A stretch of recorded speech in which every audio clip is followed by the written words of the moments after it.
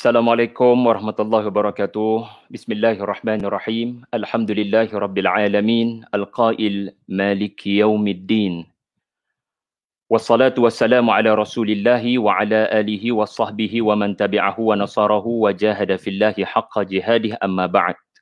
Terima kasih banyak-banyak kepada seluruh para penonton Tadabbur Center yang dihormati dan dikasihi sekalian. Kita bersama dengan Forum Tadabbur Surah Al-Kahfi, siri yang keempat. Dan istimewanya pada malam ini kita akan cuba menambah kefahaman kepada ayat yang keempat Surah Al-Fatihah, iaitulah Maliki Yaum Ad-Din. Itulah hari di mana Allah Subhanahu Wa Taala sebagai Raja kepada hari pembalasan. Jadi pada malam ini, semua sedia maklum adalah malam kita bersama dengan Suratul Kahf. Mudah-mudahan semuanya berkesempatan untuk membaca Suratul Kahf sepanjang hari esok ataupun pada malam ini insya-Allah. Dan mudah-mudahan majlis Al-Quran yang berlangsung pada malam ini akan membantu tuan-puan semua untuk lebih mencintai dan memahami Suratul Kahfi insya-Allah. Dan pada malam ini kita akan bersama dengan insya-Allah beberapa asatizah rakan-rakan seperjuangan saya. Insya-Allah yang pertama sekali Al-Fadil Ustaz Muhammad Nazri Mustaqim selaku panel kita yang pertama yang akan membicarakan ayat 47 dan ayat 48 daripada Suratul Kahf. Assalamualaikum Ustaz. Waalaikumsalam warahmatullahi wabarakatuh. Terima kasih banyak-banyak pada Ustaz Nazri sudi memberikan komitmen walaupun saya faham komitmen Ustaz juga selaku pegawai JAKIM di Masjid Negara. Ustaz juga adalah imam, salah seorang imam besar di Masjid Negara. Dan insya-Allah panel kita yang kedua adalah Ustaz Amirul Ihsan yang merupakan calon sarjana Al-Quran dan As-Sunnah di Universiti Islam Antarabangsa Malaysia. Jadi Assalamualaikum Ustaz Ihsan. Waalaikumsalam warahmatullahi wabarakatuh. Alhamdulillah. Mudah-mudahan Ustaz Ihsan boleh untuk terus memberi dan mencurahkan ilmunya kepada kita semua. Dan tidak lain tidak bukan panel kita yang keempat, tidak asing lagi Al-Fadil Ustaz Syahmi Shazril, pengarah urusan kepada Tadabbur Center Sdn Bhd insya-Allah. Dan Al-Fadil Ustaz Syahmi daripada mana Ustaz? Daripada PD kah? Daripada PD Ustaz, daripada PD. Terima kasih banyak-banyak Ustaz Syahmi atas komitmen yang sudah diberikan untuk kita bersama dengan pakcik, makcik, tuan-tuan haji, akak-akak hajah belaka malam ni yang sudi untuk membuka channel Tadabbur Center pada malam ni. Jangan lupa ya untuk sudi-sudi untuk tekankan butang untuk tekan butang share, bukan tertekan. Untuk tekan butang share, mudah-mudahan lebih ramai mendapat manfaat daripada perkongsian Surah Al-Kahfi pada malam ini. Sebelum saya pergi kepada Al-Fadil, Ustaz Nazri dan Ustaz Ihsan serta Ustaz Syahmi, saya mulakan dengan ringkas Suratul Kahfi. Ada kisah pemuda yang bertujuh bangkit daripada lena mereka. Allah merakamkan bagaimana apabila mereka bangkit berlaku kelaparan kepada mereka dan mereka berbincang bagaimana untuk mengatasi kelaparan berkenaan. Lalu keputusan dibuat untuk mengutus satu orang pemuda dari kalangan mereka dan pemuda berkenaan dibekalkan dengan wang perak. Itulah yang dirakamkan di dalam Suratul Kahfi ayat 19 muka surat 295. Fab'athu ahadakum biwariqikum hadhihi. Nah, pergilah, kami utuskan kamu dengan wang perak yang telah kita kumpul sama-sama ini, belilah makanan yang kita perlukan. Pemuda-pemuda berkenaan tidak menyadari mereka bangun bukan sebagaimana hari esok yang mereka sangkakan. Maka utusan pemuda-pemuda Al-Kahfi berusaha untuk mendapatkan makanan bagi rakan-rakannya yang berenam, dan ternyata bila proses membeli makanan berkenaan menghadapi masalah. Wang perak yang digunakan ternyata tidak membantu pemuda berkenaan. Rupanya hari itu, hari di mana mereka bangkit daripada tidur mereka, adalah hari di mana wang perak itu tidak memberikan manfaat. Perlu kepada wang perak yang lain. Kerana semua sedia maklum, wang perak yang dimiliki oleh pemuda Al-Kahfi yang diutuskan adalah wang perak yang ada simbol kepada raja yang memerintah 300 tahun lepas. Bahkan Wang Perak berkenaan telah mendatangkan masalah kepada mereka kerana mereka dituduh mencuri. Ya. Jadi ada satu masa, ada satu hari di mana wang itu tidak memberikan manfaat kepada pemuda Al-Kahfi. Ibarahnya, inilah hari yang kita akan sama-sama bincangkan, di mana hari berkenaan harta benda tidak memberikan manfaat. Yauma la yanfa'u malun wala banun illa man atallah biqalbin salim. Ungkapan Nabi Ibrahim yang dirakamkan dalam surah Asy-Syu'ara. Yauma la yanfa'u malun wala banun illa man atallah biqalbin salim. Bangun daripada kematian, tiada yang memberikan manfaat sama ada harta ataupun anak-anak, melainkan mereka yang hadir untuk berdiri di hadapan Allah dengan qalbun salim. Jadi insya-Allah kita akan bersama dengan ayat 47 dan ayat 48 bersama Al-Fadil Ustaz Nazri Mustaqim. Fala tafaddal mashkuran, 15 minit Al-Fadil Ustaz, silakan. A'udzubillahi minasyaitonirrajim. Assalamualaikum warahmatullahi wabarakatuh. Alhamdulillah, ayat 47 dan 48. Tuan-tuan dan puan-puan yang dirahmati Allah Subhanahu wa taala, sebenarnya ayat ini apa yang kami nak bentangkan pada malam ini, ayat 47, 48, 49 dan 50 sampai 51 ke 51 adalah sebahagian daripada gugusan ayat yang bermula daripada ayat 45 dan berakhir pada ayat 59. Ayat 45 dan berakhir pada ayat 59.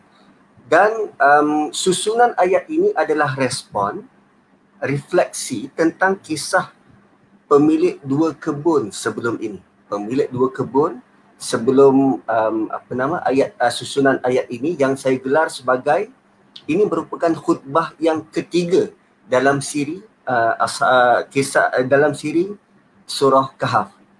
Khutbah pertama ayat 1 hingga ayat 10.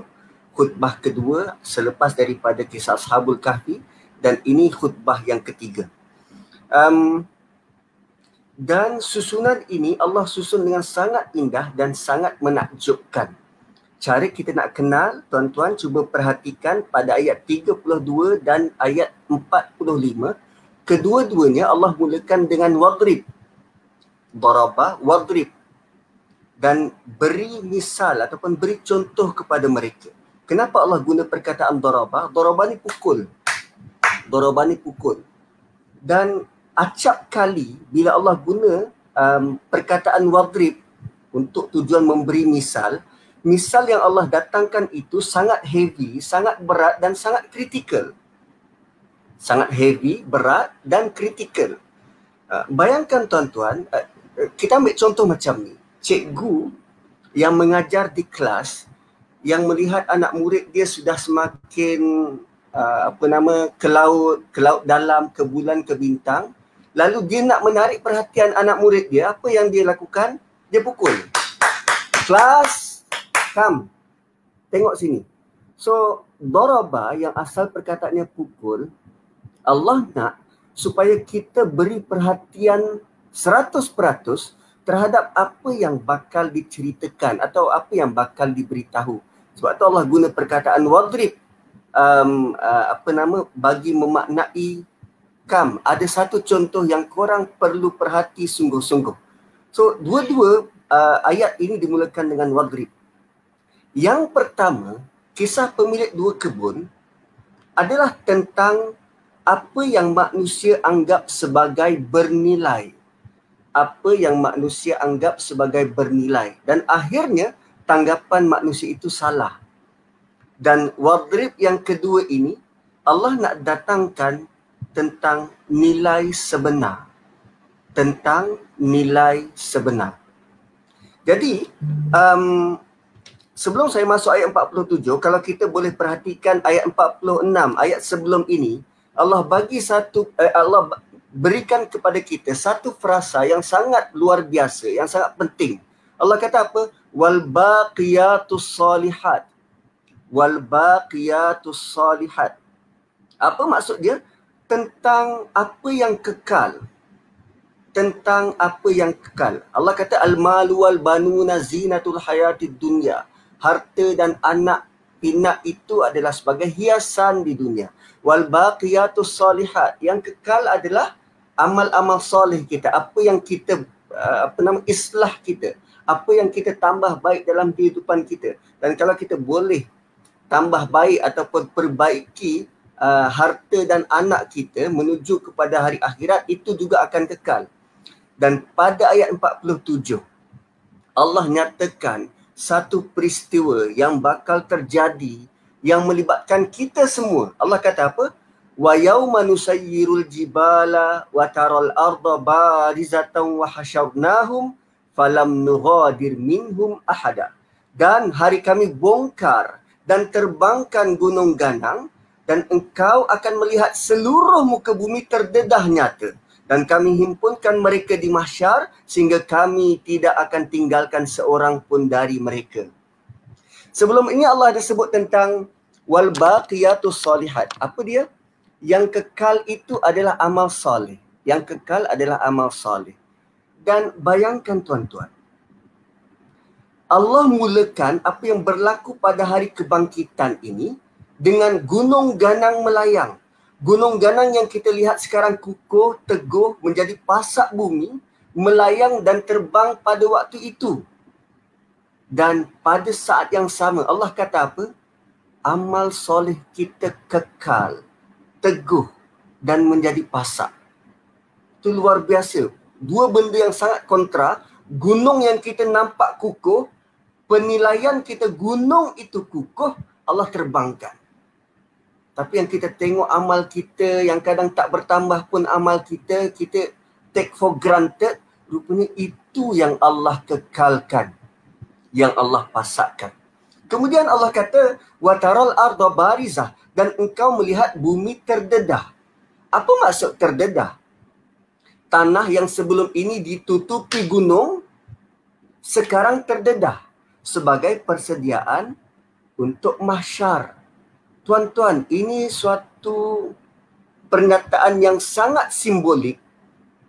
Kalau tanah yang selama ini tertutup kerana adanya gunung pun Allah boleh dedahkan setakat rahsia kita, dosa kita, cakap-cakap kita, perangai kita, perbuatan kita, semua Allah boleh dedahkan. Watarol arda barizah, kamu nampak bumi itu, tanah itu terdedah, dan sekarang pada hari itu semuanya bakal didedahkan. Kemudian Allah kata falam nughadir minhum ahada, kami tidak akan tinggalkan seorang pun dari mereka. Semua dikumpulkan setempat di mahsyar, semua dikumpulkan. Dan sebelum ini, pada ayat sebelum ini, Allah sudah pun buktikan kemampuan Allah untuk mengumpulkan, memberi 100% atau mendatangkan 100% kepada siapa pun yang dia nak. Contoh, dalam kisah pemilik dua kebun. Tuan-tuan boleh catatkan pada ayat yang ke-33. Allah kata apa? Kiltal jannataini atat ukulaha walam tadlim minhu syai'a. Pemilik dua kebun itu dia dapat manfaat daripada dua kebun dia 100%. Atat ukulaha. Kami berikan semuanya, boleh dimakan. Tuan-tuan, kebun mana? Katalah kita ada kebun dekat Pahang, dekat Raub, kebun durian. 100% ke kita boleh dapat manfaat? Ini Allah kata atas ukulaha, boleh dimakan 100%. Kita ada sepokok mangga pun belum tentu semua buahnya kita boleh makan. Ada yang kadang bonyok, ada yang kadang dimakan oleh ulat, ada kadang dimakan oleh burung. Ada kadang yang jatuh masuk ke dalam tanah jiran. Walam tadlim minhu syai'a. So Allah kata kalau di dunia aku boleh buat, bukti di mahsyar nanti aku boleh datangkan semuanya 100%. Dan pada ayat itu, pada ayat 33, kedua-dua kebun itu mengeluarkan hasil dan tidak dikurangi sedikit pun daripada hasilnya. Berpindah ke ayat seterusnya sebab kita ada 15 minit saja ni. Okey. Ayat seterusnya Allah kata apa? Wa uridu ala rabbika saffan laqad ji'tumuna kama khalaqnakum awwala marrah bal za'amtum allan naj'ala lakum mau'ida. Allah mulakan dengan wa uridu ala rabbika saffa, dan mereka tetap akan dibawa menghadap Tuhanmu, Rabbika, Tuhanmu. Kenapa digunakan mereka, kata ganti nama ketiga, mereka, dan Rabbika, kamu, kata ganti nama kedua? Kenapa ada orang yang dibawa bercakap dan ada orang yang ada mereka yang menjadi topik perbualan? Allah sedang bercakap dengan Rasulullah sallallahu alaihi wasallam. Punyalah Allah tak nak bercakap dengan orang ini, dengan mereka itu, Allah gelar sebagai mereka biar nampak jauh.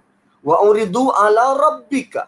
Mereka semua datang kepada Tuhanmu Muhammad dalam keadaan berbaris-baris. Bayangkan, tak kala gunung ganang melayang, semua yang ada di bumi rata dan ranap, manusia didatangkan dalam keadaan berbaris, teratur, tersusun. Maka tuan-tuan, ini sebagai tanda, tolong utamakan membina diri dan jiwa berbanding pembinaan material. Sebab bila kita bina material, semuanya akan ranap. Gunung begitu kukuh kita nampak berterbangan. Tapi kalau kita bina diri, kita bakal menghadap Tuhan dengan diri kita, bersusun, berbaris di hadapan Allah Subhanahu wa taala. Datanglah dalam keadaan bangga, ya Allah, aku sebagai hamba-Mu. Bukan datang dalam keadaan tidak bersedia. Lalu secara sinis dikatakan, oh, engkau datang. Kan? Laqad ji'tumuna. Oh, engkau datang hari ini. Seperti mana engkau lahir dulu. Sorang-sorang, tanpa harta, tanpa sebarang kedudukan, tiada anak pinak, tak berbaju, malah selipar pun tiada. Dan selama ini engkau sangka engkau selamat. Bal za'amtum allan naj'ala lakum mau'ida. Selama ini engkau sangka engkau selamat. Bahkan engkau dahulu menyangka bahawa kami tidak akan menjadikan bagi kamu masa yang tertentu untuk melaksanakan apa yang telah kami janjikan. Apa beza sangkaan ini dengan apa yang pernah disangkakan oleh pemilik dua kebun pada ayat 35 sebelum ini? Apa yang dia kata? Wa ma adhunnu sa'ata qa'imah wa la irruditu ila rabbi la ajidanna khairam minha munqalaba. Aku tidak fikir hari kiamat akan berlaku. Aku tidak fikir kebunku ini akan binasa. Dia boleh bertahan lagi 20-30 tahun dengan sistem vertigasi, hidroponik, hidroelektrik. Itu empangan. Tapi aku tak rasa aku punya kebun ni sustain. Aku ada jadual. Dan kalaupun aku terpaksa, wala irruditu, kalaupun aku terpaksa kembali kepada Tuhanku, tentu aku akan mendapat tempat kembali yang lebih baik dari ini. Wow, tuan-tuan, kita kadang kita tak ada kebun, tapi kita kerap kali buat komen. Apa salah aku komen begini? Semua orang komen benda yang sama. Kita komen tu macam tak ada akhirat. Kita komen tu dalam keadaan kita tidak ada sebarang timbang tara bahawa bakal disoal nanti. Dan menurut tafsir Misbah, kata bal za'amtum tu, perkataan bal itu berfungsi sebagai peralihan dari suatu yang rendah kepada yang lebih tinggi. Dalam konteks ayat ini, dari ancaman, dari kecaman yang ringan kepada kecaman yang lebih besar. Manakala perkataan za'amtum membawa erti, kamu tidak memerhatikan dan tidak siapkan diri menghadapi hari kemudian. Sehingga akhirnya sikapmu, perangaimu serupa dengan mereka yang percaya kiamat dan akhirat itu tidak wujud. Oleh itu ayat ini juga sebenarnya ditujukan kepada Muslim-Muslim yang derhaka pada Allah Subhanahu Wa Taala. Secara lahirnya mereka mengaku adanya hari pembalasan, namun sikap dan perbuatan mereka tidak seiring dengan pengakuan itu. Wal-iyazubillah. Untuk lebih detail, tuan-tuan boleh buka suratul An'am ayat 94. Ayat lebih kurang sama, tapi dalam surah An'am tu Allah lebih perincikan. Sebab masa sangat constraint ni, saya tak ulaslah pasal surah Al-An'am tu. Dan kesimpulan, sebelum saya tutup, kesimpulannya. Pertama, realiti masyarakat sekarang, terutama waktu PKP ni, sangat kita tak ada banyak buat kerja, selalu BDR di rumah. Akhirnya, kita buat apa? Kita sibuk dengan teori itu dan teori ini. Ditakutkan pula dengan teori ini berkait dengan Dajjal dan segalanya. Tapi malangnya, bukan tak boleh nak ambil tahu tentang itu dan ini. Tapi malangnya, amal kita tak pun bertambah. Kefahaman kita pada Quran tidak pun bertambah. Itu juga. Dan yang kedua, peringatan kepada mereka-mereka dan kita semua yang ada ramai followers, influencer, YouTuber, Insta famous, TikToker. Tolong hidangkanlah konten, terutamanya waktu PKP ini, konten yang kekal, bernilai akhirat. Jangan sampai nanti kita semua menyesal tak kala diserah buku yang tebal-tebal. Buku tebal ni nanti Ustaz Syahmi selepas ini akan huraikan. Dan sebagai penutup, tuan-tuan dan puan-puan, kerana tadi gugusan ayat 45 hingga 59, selepas ni saya nak minta tuan-tuan dan puan-puan tolong buka dan tolong catat. Tolong buka dan tolong perhatikan. Ayat 45 dan 46 sebagai opening, pembukaan. Ayat 57, 58, 59 dia tutup, closing. 45, 46 pembukaan, 57, 58, 59 closing. Dan tengok betul-betul. Tengok 47 dan 52. Dua-duanya Allah mulakan dengan wayauma. Satu Allah kata tentang kumpul dan satu lagi tentang seru. 48 dan 53. Satunya tentang berbaris. Dan yang berbaris itu siapa? Para penjenayah. 49 dan 54. Satunya tentang kitab dan satunya tentang Quran. 50 dan 55. Satunya tentang enggan sujud dan satu lagi tentang enggan beriman. 51 dan 56. Satunya tentang Allah tidak perlu kepada bantuan golongan ini dan satu lagi Allah datangkan pembantu daripada kalangan Nabi dan Rasul. Tuan-tuan dan puan-puan, tepuk dada, tanya selera, kita kembalikan kepada moderator. Silakan Ustaz Syahri. Tepuk dada, tanya selera, kita kembali pada moderator. Terima kasih banyak Fadil Ustaz Nazri. Back di belakang tu benar-benar menampakkan mesej yang mahu disampaikan. Hidup ini sementara, bersiap sedia untuk berpindah. Terima kasih pada rakan-rakan yang memberikan komen kepada ulasan Ustaz Nazri. Kita ada rakan-rakan yang mencatat semula apa yang disampaikan, yang berjuang nak dapatkan internet pun ada. Terima kasih kepada rakan-rakan yang memberikan ulasan. Aflah Cik Mat, tolong bina diri daripada bina material. Datang bawa diri, yang bersedia bukan datang tanpa apa-apa bekalan. Jadi saya harap semua dapat memberi perhatian pada apa yang telah disampaikan oleh Ustaz Nazri tadi. Dan kita akan teruskan penggambaraan kita kepada mahsyar dengan pembentangan panel yang seterusnya. Dan ternyata yang suratul Kahf ni Ustaz Nazri kan memang bercerita tentang masa ke depan, ya. Kita dapat lihat pemuda Al-Kahfi dibawa ke masa depan, maksudnya 300 tahun ke depan. Kita juga dapat lihat Khadir alaihi salam, Nabi Khadir diberikan pengetahuan tentang apa akan berlaku dalam beberapa jam, dalam beberapa minit ataupun dalam beberapa tahun. Jadi memang jelas ya tema daripada surah ini berbicara tentang masa hadapan. Dan dalam suratul Isra' pun yang mengapit surah Al-Kahf ada cerita tentang masa hadapan Palestin. Surah selepas Al-Kahfi, surah Maryam, ada bayi bercakap tentang masa hadapan. Di mana beliau pijak akan diberikan keberkatan. Itulah Isa ibnu Maryam. Banyak kita belajar pada Ustaz Nazri. Alhamdulillah, terima kasih banyak Ustaz Nazri. Kita bertemu di ruangan Q&A nanti insya-Allah.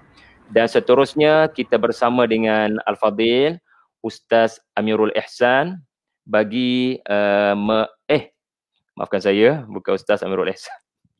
Ustaz Syahmi. Minta maaf Ustaz. La haula wala quwata illa billah. Jadi Ustaz Syahmi, rakan-rakan penonton semua akan membawa kita menghayati ayat yang sangat menggerunkan bagi saya, ayat 49. Silakan Al-Fadil Ustaz Syahmi untuk membantu kita tadabbur ayat ini. Silakan. Bismillahirrahmanirrahim. Assalamualaikum warahmatullahi wabarakatuh. Terima kasih pada Ustaz Syahri, Ustaz Nazri dan Ustaz Ihsan kerana sudi bersama-sama dengan saya, bersama-sama dengan Tadabbur Center untuk kita membincangkan topik yang bagi saya dia tak boleh kata menarik, kita boleh kata dia topik yang menginsafkan kita lah. Inilah satu daerah yang kita semua bakal tuju, iaitu Padang Mahsyar, yang mudah-mudahan tuan-puan sekalian tempat perkumpulan kita nanti itu adalah tempat yang mudah-mudahan tuan-puan sekalian ini tempat yang memberikan kita gambaran ketenangan dan gambaran kebahagiaan insya-Allah. Saya nampak tadi Ustaz Nazri, tuan-puan sekalian telah memulakan dengan sangat baik topik perbincangan kita pada malam ini, dan perkaitan di antara babak pemilik dua kebun dengan apa yang dibawa oleh Ustaz Nazri tadi bagi saya sangat cantik dan ianya sewajarnya perlu diberikan perhatian. Lalu saya rasa pada asalnya saya nak buat pertemuan di antara kisah babak Padang Mahsyar ini dengan cerita pemilik dua kebun. Tapi Ustaz Nazri telah bincangkan sebentar tadi. Adapun alhamdulillah bagi saya sangat-sangat bagus sebab saya dah boleh jimatkan masa untuk tidak membincangkan perkara tersebut. Tapi saya nak bawa satu lagi perkaitan tuan-puan sekalian, yang ini mungkin tidak ada perkaitan di antara babak pemilik dua kebun dengan cerita Padang Mahsyar. Tapi saya tertarik untuk kita melihat surah sebelum suratul Kahfi, iaitulah surah Al-Isra'. Surah Al-Isra' tuan-puan sekalian adalah bayangan bagaimana nak masuk cerita-cerita dalam surah Al-Kahfi ini. Ada dah surah Isra' memulakan bayangan. Termasuklah bila mana awal-awal surah Al-Isra' itu membicarakan tentang adanya perjalanan seorang hamba. Dan begitu juga surah Al-Kahfi ada juga membicarakan tentang perjalanan seorang hamba. Perjalanan Ashabul Kahfi menyelamatkan diri. Ada juga perjalanan Nabi Musa bertemu dengan Khadir. Dan seterusnya tuan-puan sekalian perjalanan Zulkarnain untuk menyelesaikan misi-misinya dekat 3 tempat seperti mana yang kita baca dalam surah Al-Kahfi itu. Tetapi ada satu babak, iaitu khususnya pada ayat ke-14 surah Al-Isra'. Di situ kita akan dapat lihat ada sedikit gambaran telah Allah mulakan, Allah teaserkan dalam surah ini. Kalau ada mushaf, saya sangat cadangkan tuan-puan sekalian untuk buka surah Al-Isra' ayat ke-14. Yang secara automatik akan menyebabkan kita akan lebih menjiwai ayat ke-49 surah Al-Kahfi. Yang mana ayatnya berbunyi tuan-puan sekalian, surah Al-Isra' ayat ke-14, A'udzubillahi minasyaitonirrajim. Iqra' kitabaka kafa binafsikal yawma 'alaika hasiba. Yang terjemahan ringkasnya tuan-puan sekalian, bacalah kitab suratan amalmu, cukuplah engkau sendiri pada hari ini menjadi penghitung terhadap dirimu tentang segala yang telah engkau lakukan. Maka tuan-puan sekalian, kalau kita perhatikan ayat 14 surah Al-Isra' ini, kita akan dapati Masya Allah, Subhanallah, Allah Subhanahu Wa Taala bagi tahu dekat kita bila tiba pada waktu tersebut, pada hari tersebut, kita akan mendapat kitab amal kita. Allah kata, bacalah kitab kamu sendiri. Maka Allah kata, kafa binafsik, cukup kamu yang akan menjadi penentu, yang akan melakukan hisab terhadap kitab amal kamu sendiri.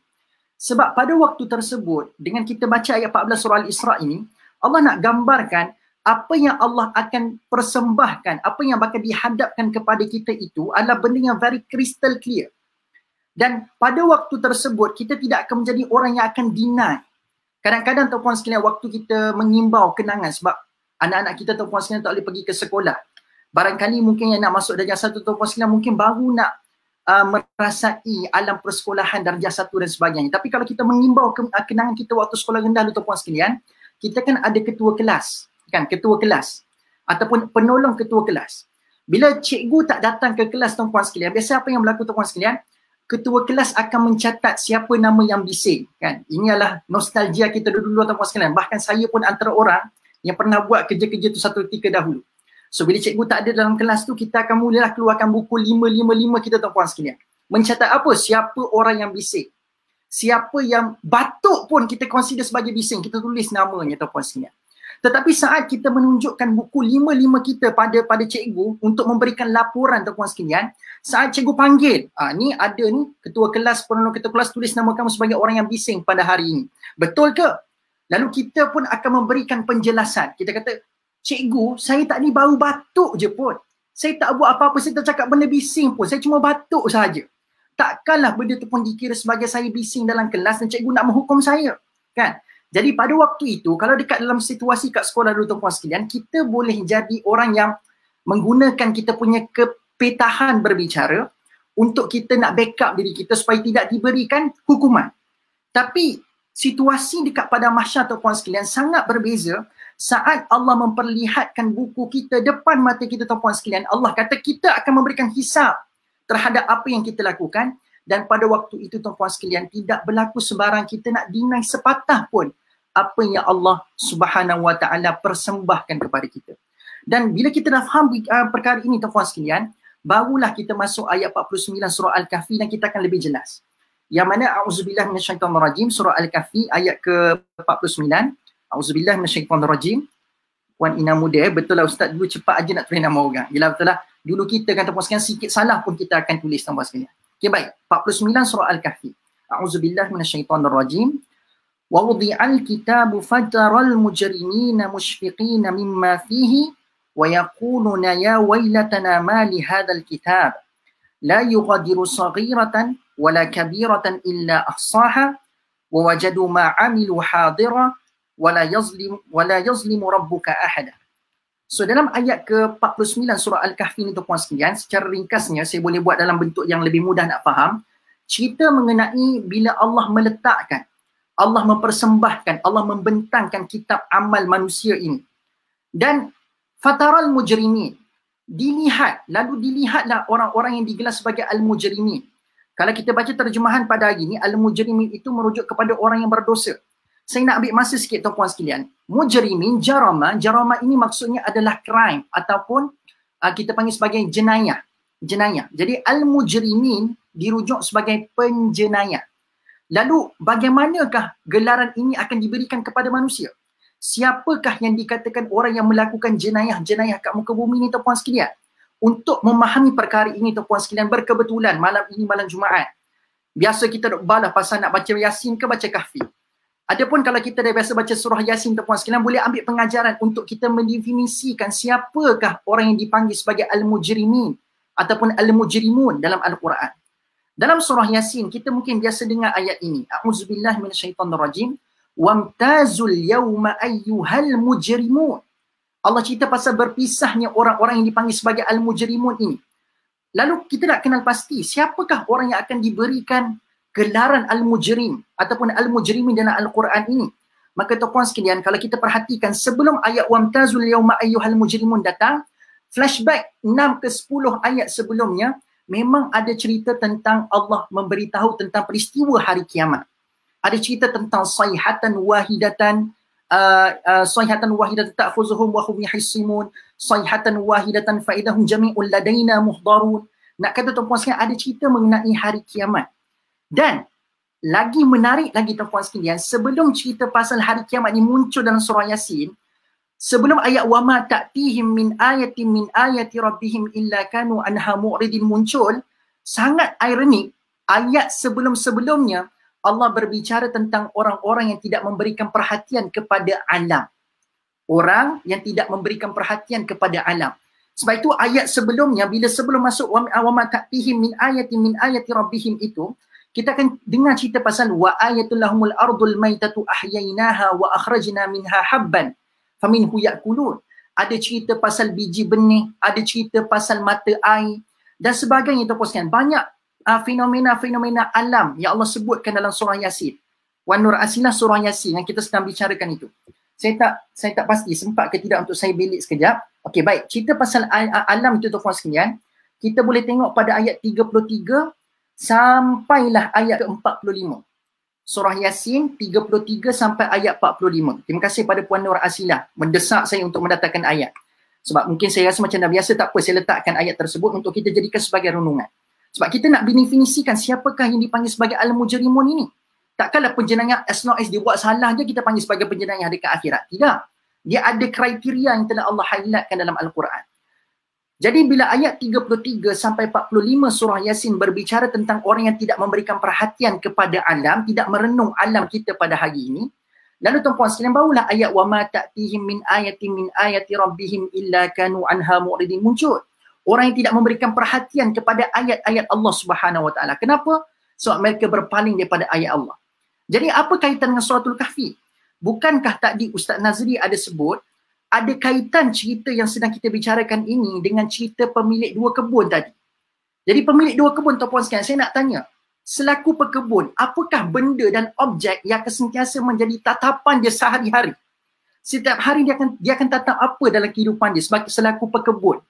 Pastinya tuan-puan sekalian, orang-orang yang memberikan, orang-orang ini adalah orang yang sentiasa berhadapan dengan apa? Dengan pokok-pokok, dengan tumbuh-tumbuhan yang kita boleh katakan sebagai fenomena-fenomena alam. Lalu tuan-puan sekalian sangat kena dengan apa yang surah Yasin bawa, dengan apa yang suratul Kahfi bawa. Jelas dekat sini bila Allah menceritakan tentang orang yang penjenayah dalam Al-Quran, antara kriterianya adalah mereka yang tidak memberikan renungan kepada fenomena-fenomena alam. Dan mereka ini digelar oleh Allah SWT orang yang mu'arid, orang yang berpaling daripada fenomena-fenomena alam.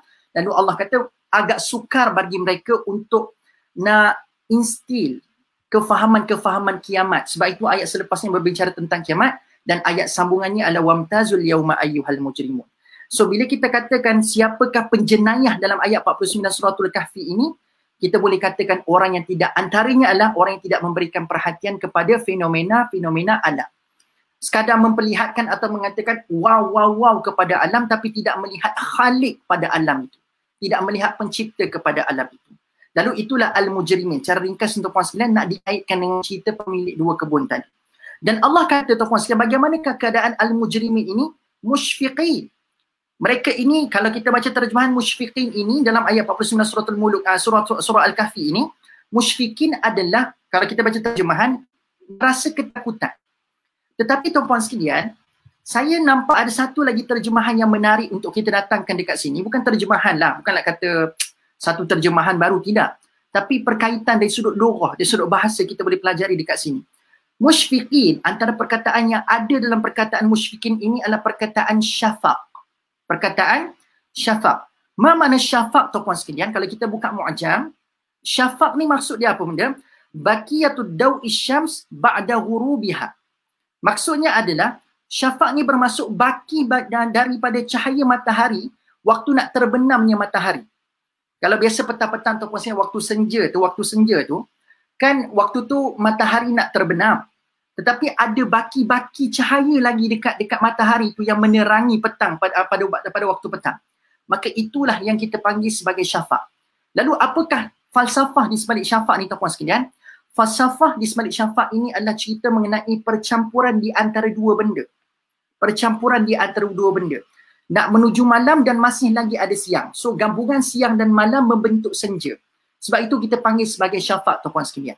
Jadi boleh saya katakan dan selari dengan apa yang digariskan oleh Ibnu Kathir, musyfiqin ini bukan sekadar merujuk kepada orang tu rasa takut.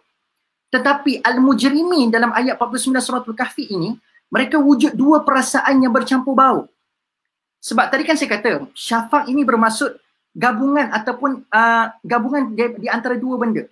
Kan senja kan gabungan di antara siang dengan malam. Tapi kita consider as siang lagi tuan-puan sekalian. Kan senja tu. Tapi tuan-puan sekalian, mujrimin bila mana tiba Allah bentangkan kitab amal mereka, mereka ini seolah-olah ada dua perasaan, dua feeling. Musyfiqin, bercampur baur. Apakah perasaan yang bercampur baur itu tuan-puan sekalian? Pertama, ada wujud rasa takut. Sebab itu antara maksud lain bagi syafaq ni adalah to feel fear. Untuk merasai ketakutan. So ada wujud rasa takut tuan-puan sekalian. Tapi at the same time tuan-puan sekalian, dalam masa yang sama, ada wujud juga perasaan tamanni, berharap. Ada lagi perasaan sedikit berharap kepada Allah dan berharap kepada ish. mungkin barangkali ada amalan aku yang sedikit boleh menyelamatkan aku pada waktu ini. So mereka melihat buku mereka, there are no deny, tidak ada sebarang percanggahan, tidak ada sebarang bantahan kepada apa yang dipersembahkan kepada mereka. So first kali bila tengok banyak sangat bad deeds, banyak sangat perkara buruk yang mereka telah lakukan dekat muka bumi, tapi at the same time mereka sedang berharap. Tu yang dikatakan bercampur bau tu. Mereka bercampur di antara perasaan takut dan perasaan berharap. Mudah-mudahan ada jugalah, orang kata ada jugalah sedikit amal baik itu yang mungkin akan backup segala keburukan-keburukan yang pernah aku buat sebelum ini. Maka sebab itulah tuan-puan sekalian, mimma fihi wa yaquluna ya wailatana ma li hadzal kitab. Saat mereka mereka lihat buku amalan mereka, tiba-tiba perkara yang keluar daripada mulut mereka tuan-puan sekalian adalah apa tuan-puan sekalian? Ya wailatana. Tiba-tiba mereka mengeluarkan satu perkataan yang kita sendiri pun akan terkejut dan gerun. Sebab bila mana diperlihatkan, mereka lihat kitab amal mereka, ya wailatana. Mereka sendiri bersepakat mencelakakan apa yang mereka lihat itu, tuan-puan sekalian. Tuan-puan sekalian, cuba kita bayangkan dekat muka bumi ini. Kadang-kadang bila kita buat salah kat muka bumi ni, tuan-puan sekalian, kita sebolehnya akan mencari jalan untuk memperlihatkan kita ni masih lagi baik walaupun kita dah buat salah. Tetapi tuan-puan sekalian, dekat dalam alam akhirat nanti bila telah Allah perlihatkan buku amal kita, waktu ini kita sendiri, bukan kita sendiri, orang-orang penjenayah itu sendiri tuan-puan sekalian, mencelakakan diri mereka sendiri. Anda rasa pelik tak tuan-puan sekalian? Kita kat dunia pada hari ini nak mencelaka diri kita sendiri tuan-puan sekalian. Kita nak sebut diri kita celaka. Nak sebut something yang tak baik kepada diri kita tuan-puan sekalian, itu pun dah cukup sukar. Tetapi setelah diperlihatkan sahaja buku ini, mereka sendiri mengatakan celaka kitab ini. Dan dia mencelakakan dirinya sendiri tuan-puan sekalian. Masya Allah. Nak kata tuan-puan sekalian tak mudah, tak mudah. Tetapi nak menggambarkan betapa kristal clearnya kitab yang telah ditunjukkan oleh Allah ini, maka telah menyebabkan mereka mencelakakan diri sendiri. Bahkan ada pendapat yang mengatakan mereka mencelakakan kitab itu. Why? Sebab mali hadzal kitab la yughadiru saghiratan wala kabiratan illa ahsaha. Tidak ditinggal pun walau sekecil-kecil perkara sampailah sebesar-besar perkara. Semua benda ada kat dalam. Tuan-puan sekalian, macam tadilah kita ambil analogi ketua kelas dan penolong ketua kelas dulu tuan-puan sekalian. Kan batuk kecil pun dia tulis sebagai orang yang bising dalam kelas nak minta cikgu hukum orang. Maka tuan-puan sekalian, kita tak usah sembang pasal batuk ataupun nak sembang pasal benda-benda yang bersifat bisikan. Benda-benda yang sekecil-kecil perkara sampai sebesar-besar perkara pasti Allah akan datangkan kepada kita dekat akhirat nanti. Seperti mana yang Allah sebutkan dalam surah Al-Anbiya ayat ke-47 tuan-puan sekalian. Surah Al-Anbiya untuk lebih fahamkan tentang betul ke perkara kecil dan perkara besar tu Allah akan bawa semua kepada kita dan semua akan dicatat tanpa ada miss sedikit pun. Kita boleh buka surah Al-Anbiya ayat ke-47 tuan-puan sekalian. Antara potongan ayat surah Al-Anbiya ayat 47, Allah menyebutkan, a'udzubillahi minasyaitonirrajim, wa in kana misqala habbatin min khardalin ataina biha wa kafa bina hasibin. Ada cerita mengenai Allah kata, dan jika amalnya itu seberat biji sawi sekalipun, nescaya kami akan mendatangkannya untuk ditimbang dan dihitung. So nak kata tuan-puan sekalian, sebesar dan seberat biji sawi pun Allah will take consideration untuk dihisap manusia tersebut. Jadi tuan-puan sekalian, ada lagi tak alasan-alasan kita untuk nak bagi tahu dekat diri kita, tak apalah kita seorang je nampak buat benda ni. Sedangkan Allah bagi tahu kat kita amal sebesar biji sawi pun, seberat biji sawi pun Allah akan heret bawa bersama untuk dihisap, untuk diberikan persaksian kepada apa yang dibuat oleh manusia tersebut. Lalu ada lagi tak possibility selepas kita dah baca ayat ini dengan kefahaman tuan-puan sekalian, agak-agak ada lagi tak possibility untuk kita mengatakan tak apalah, tak ada orang. Tambah-tambah dalam situasi pada hari ini, bila mana kita nak mendatangkan satu perkara buruk, wujudnya fake account. Wujudnya benda-benda yang bersifat fake account ni tuan-puan sekalian, sebab nak bagi bash kepada orang yang kita tak suka. Kita nak komen perkara buruk dengan kita punya profil sendiri, kita malu. Kita rasa macam tak sampai hati, takut orang nampak kita ni buruk sangat. Kita wujudkan fake account. Dengan harapan kata, bukan ada orang tahu pun, kita seorang je tahu. Kan? Kita seorang je tahu tuan-puan sekalian. Tapi hati-hati tuan-puan sekalian. Di saat kita merasakan kita seorang je tahu benda itu, Allah Subhanahu Wa Taala memberikan gambaran kepada kita, kecil ke, besar ke, Allah kata semua itu akan dihadapkan kepada kita bila tiba waktu penyerahan buku amalan kita nanti. So anda fikirkan sendiri tuan-puan sekalian, sama-sama kita fikir. Kita nak dapat buku kita nanti, ataupun kita panggil sebagai SPM. Sekarang ni pelajar SPM tengah ada dekat sekolah tuan-puan sekalian, kita panggil SPM yang mana tuan-puan sekalian? Buku ni saya namakan sebagai SPM, Sijil Padang Mahsyar. Kan buku ni ibarat macam sijil pada mahsyar kita dah tuan-puan sekalian. So kita nak dapat SPM kita tu cemerlang, ataupun kita nak dapat SPM kita ini dalam keadaan kita kantoi tak sampai tengadah kita dekat akhirat nanti, ataupun kita mahukan kita punya SPM ini cemerlang, gemilang dan terbilang. Dan Allah bagi tahu tuan-puan sekalian, walaupun sebegitu gambarannya, Allah tutup ayat ini dengan bagi tahu dekat kita, wala yazlimu rabbuka ahada. Allah tidak akan menzalimi sedikit pun terhadap manusia itu. Seperti mana kata Allah sebut hal jazaul ihsan illa bil ihsan. Lepas ni Ustaz Ihsan akan membentangkan. So nak kata tuan-puan sekalian, kalau kita buat baik, Allah akan balas baik. Tapi kalau kita buat buruk tuan-puan sekalian, Allah akan balas buruk. Maka tuan-puan sekalian, cukup sekadar tu tuan-puan sekalian. Jadi konklusi saya tadabbur kita pada hari ini adalah hati-hati bila kita nak berbuat sesuatu. Allah sentiasa melihat apa yang kita buat, sama ada tersembunyi ataupun secara yang terjahad dan terlihat. Mudah-mudahan tuan-puan sekalian kita menjadi orang yang bertakwa, sentiasa berhati-hati dan melakukan apa perkara kat muka bumi pada hari ini, insya-Allah tuan muslim. Wallahu taala a'lam. Terima kasih Al-Fadhil Ustaz Syahmi. Allahu Akbar. Apa yang dibentangkan benar-benar menampakkan perkara-perkara yang menakutkan di hadapan kita. Dan saya dapat lihat ya, batu-bata di belakang Ustaz Syahmi itu menggambarkan juga mesej yang disampaikan ataupun metodologi yang digunakan. Mungkin rakan-rakan penonton ada yang tertanya-tanya, kenapa Ustaz Syahmi sekejap mengaitkan dengan suratul Anbiya, sekejap mengaitkan dengan surah Yasin. Itulah sebaik-baik cara berinteraksi dengan Al-Quran. Kerana Al-Quran ini ibarat satu binaan yang saling kukuh mengukuhkan. Batu-bata di belakang Ustaz Syahmi itu ya tidak akan terbina satu binaan kalau tidak saling kukuh mengukuhkan. Demikianlah Al-Quran, yufassiru ba'duha ba'da. Al-Quran saling menghuraikan. Jazakallahu khairan kathiran. Terima kasih Ustaz Syahmi. Dan kita akan teruskan kembara kita kali ini dengan ayat 52 dan 53, dan kita akan bersama dengan Al-Fadhil Ustaz Amirul Ihsan insya-Allah. Jadi silakan Ustaz bantu masyarakat, pakcik-makcik kita untuk faham ayat 52 dan 53 yang benar-benar menambah keresahan kepada hari akan datang, apatah lagi sudah dibentangkan oleh dua panel kita sebelum ini. Silakan Ustaz. Ya, bismillah walhamdulillah wassalatu wassalamu ala rasulillah wa ala alihi wa sahbihi wa mawalah. Subhanaka la ilma lana illa ma 'allamtana innaka antal alimul hakim wa la haula wa la quwwata illa billahil aliyyil azim. Terima kasih kepada tuan moderator selaku sifu mentor kami Ustaz Syahri, Ustaz Syahmi atas huraian yang sangat baik, yang sangat bermanfaat. Ustaz Nazri juga atas huraian pada sudut coherence dan pada sudut tanasub yang sangat baik.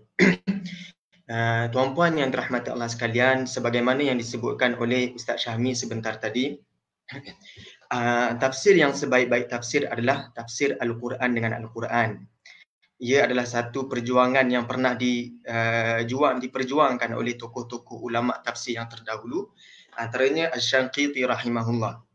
Maka untuk kita menghayati berkenaan dengan padang mahsyar adalah paling baik kita menghayati pada perspektif surah Al-Hajj. Ya, surah Al-Hajj, saya yakin tuan-puan sendiri pernah melalui satu peristiwa melakukan haji, dan peristiwa ataupun ibadat kita melakukan haji ada perkaitan yang sangat rapat dengan padang mahsyar. Saya rasa tidak lebih manis sekiranya saya ambil contoh yang lebih dekat berkenaan padang mahsyar tuan-puan adalah berkenaan apabila kita disuruh untuk swab COVID ya. Okey, swab COVID ni kita terpaksa beratur yang panjang. Kadang-kadang dalam kalangan kita ada yang tak sanggup nak pergi test sahaja sebab beraturnya panjang musim sekarang Okey. Jadi kita boleh bayangkan suasana kita menanti yang agak lama. Sama tak kurang bezanya dalam tempoh PKP ini ada beberapa SOP yang kita perlu jaga di mall ataupun di kedai runcit, betapa kita perlu beratur panjang. itu beratur panjang yang kita tahu kita nak beli barang. Ini kan lagi kalau peristiwa keadaannya bila kita dah test COVID, kita tunggu result COVID. Boleh bayangkan sejauh manakah ada orang yang harapannya adalah negatif COVID, ada yang orangnya tak ada orang yang nak positif COVID. Walaupun sentiasa berfikiran positif. Ya, jadi sangat baik satu huraian yang dihuraikan oleh Al-Imam As-Suyuti rahimahullah. Beliau mempersoalkan satu soalan yang saya rasa sangat baik untuk kita hayati bersama. Kata Al-Imam As-Suyuti rahimahullah, soalan beliau, kenapa bila kita baca surah Al-Infitar, kemudian kita baca surah Al-Insyiqaq? Tuan-puan perasan atau tidak, Al-Infitar dan Al-Insyiqaq mempunyai bilangan ayat yang tak jauh bezanya. Permulaan ayat juga idzas samaa'un fatarat dan idzas samaa'un syaqqat. Memulakan ayat bicara yang hampir sama. Tetapi ia seolah-olah diganggu oleh Al-Mutaffifin. Surah Al-Mutaffifin berada di antara surah Al-Infitar dan surah Al-Insyiqaq.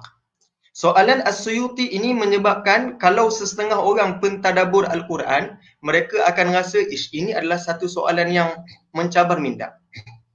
Kata beliau, rahmat Allah, beliau sangat gembira apabila Allah ilhamkan perkara ini. Kata beliau bahawa ini adalah seperti seolah-olah macam surah Al-Infitar bercerita tentang keadaan kiamat di dunia, kemudian Al-Mutaffifin menceritakan tentang padang mahsyar.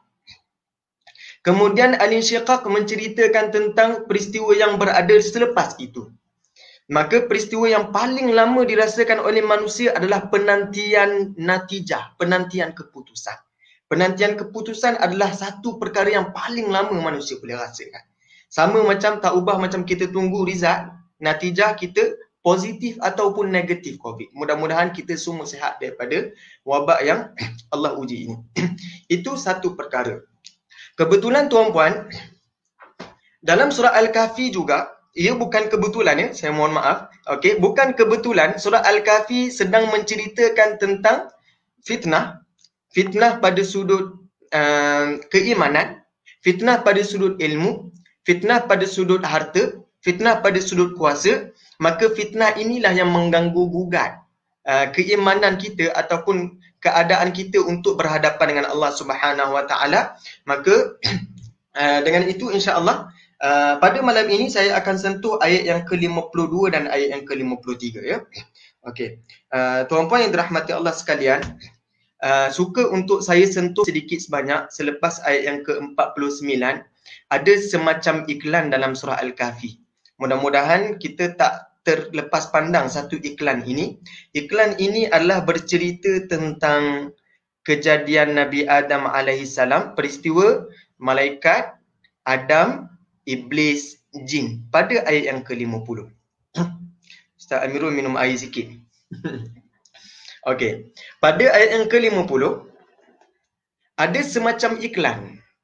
Iklan tentang malaikat, Nabi Adam, Iblis dan Jin. Apa kaitan peristiwa Nabi Adam dan malaikat ini dengan hari kiamat? Ya. Sebenarnya kalau kita perasan, hampir kesemua surah Makkiyah, surah yang diturunkan pada era Mekah sebelum hijrah, hampir kesemua surah itu ada cerita tentang hari kiamat. Sebab itu tuan-puan jangan hairan kalau tuan-puan buka pada helaian-helaian yang akhir, juzuk amma sebagai contoh. Kita baca surah An-Naba, selepas surah An-Naba, dalam surah An-Naba ada cerita tentang hari kiamat. Lompat kepada surah An-Nazi'at, ada lagi cerita tentang hari kiamat. Lompat pada surah berikutnya, surah Al-Basah, ada lagi tentang hari kiamat. Kemudian lompat pada surah Al-Infitar, ada lagi tentang hari kiamat. Surah Al-Kahfi juga merupakan surah Makkiyah. Antara elemen yang ditekankan adalah berkenaan dengan hari kiamat. Cara langkah terbaik untuk kita menerangkan tentang hari kiamat adalah kita ceritakan tentang kejadian manusia yang paling awal. Jadi Nabi Adam merupakan satu simbolik kepada kejadian manusia yang pertama. Sebagaimana kita boleh beriman, percaya tentang kejadian manusia ini, sebagaimana itulah juga Allah lebih berkuasa untuk menghidupkan apa yang pernah hidup. Antaranya dirumuskan oleh surah Al-Baqarah sendiri. Hidup, mati, hidup balik. Berapa kisah yang diterjemahkan, dikedepankan pada surah Al-Baqarah. Maka dalam surah Al-Kahfi ini, Nabi Adam, malaikat, iblis, jin simbolik kepada penciptaan awal manusia. Maka kita, sebagaimana kita beriman dengan penciptaan awal, begitu juga kita sepatutnya mengimani bahawa Allah Maha berkuasa untuk menghidupkan apa yang pernah hidup. Itu yang pertama. Yang kedua, kenapakah diceritakan babak ini yang semacam iklan ini? Yang kedua adalah disebutkan tentang iblis. Iblis ini Allah kata kana minal jin, daripada kalangan jin. Jadi bermula inilah tuan-puan perasaan cerita yang mengatakan iblis ini daripada syaitan, daripada malaikat, adalah lebih baik kita pegang sebagaimana Al-Quran sebut, iblis itu daripada jin, bukan daripada malaikat. Okey, bila cerita tentang iblis itu daripada jin, ini menunjukkan satu perkara ibadat yang dilakukan oleh orang kafir Quraisy, iaitu selain mereka menyembah berhala, selain itu mereka menyembah malaikat. Ada dalam kalangan mereka menyembah malaikat. Cuma yang nak disebutkan di sini, penekanannya lebih kepada mereka yang menyembah jin, iblis, syaitan. Sebab itu tuan-tuan, kalau kita belajar ataupun kita dalami ilmu sastra Arab, dia ada selain daripada yang menjadi kegilaan orang Arab ketika itu antaranya syair. Ada satu lagi yang orang biasa terlepas pandang, satu lagi elemen ataupun unsur sastra Arab, iaitu sajak al-Quhan. Sajak al-Quhan ini sin, jim, ain. Alif, lam, kaf, ha, alif, nun. Sajak al-Quhan ini adalah mantra yang dibacakan oleh tukang jampi. Dalam mantra itu selalunya ada bicara-bicara yang tidak difahami manusia biasa. Maka orang kafir Quraisy bila mereka mendengar mantra ini, mereka yakin mantra ini bukan kalam daripada manusia. Mereka yakin ini adalah kalam daripada makhluk selain daripada manusia. Maka kita tidak heran apabila ada ayat Al-Quran yang bicaranya hampir sahaja tidak kita fahami.